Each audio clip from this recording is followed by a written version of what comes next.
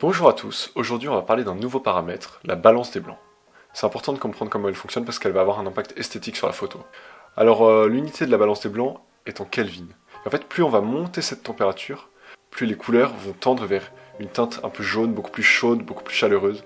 Et au contraire, plus on va baisser la valeur en Kelvin, plus les couleurs vont tendre vers le bleu, des couleurs froides en fait. C'est donc un choix plus esthétique et personnel.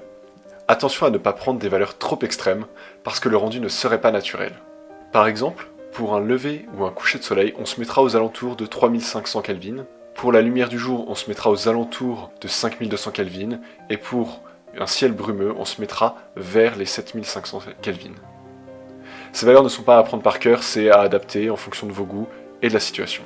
Pour régler la balance des blancs, vous pouvez choisir entre le mode automatique, vous n'aurez rien à choisir, c'est simple. Un mode qu'on pourrait appeler semi-automatique, vous choisissez un type de situation et l'appareil photo va spécifier quelle valeur prendre. Par exemple avec le pré-réglage lumière tungstène, lumière artificielle, éclairage à la bougie. Troisième possibilité, c'est de régler la balance des blancs de manière complètement manuelle. En général, il suffit de faire la balance des blancs une fois pour une situation. Par exemple, si vous prenez des photos en intérieur, la lumière ne risque pas de varier. Vous pouvez donc la faire pour votre première photo et elle restera valable pour la suite de vos clichés. Il reste une dernière manière de régler la balance des blancs, c'est en post-production en prenant les photos en RAW, et on verra ça dans une prochaine vidéo.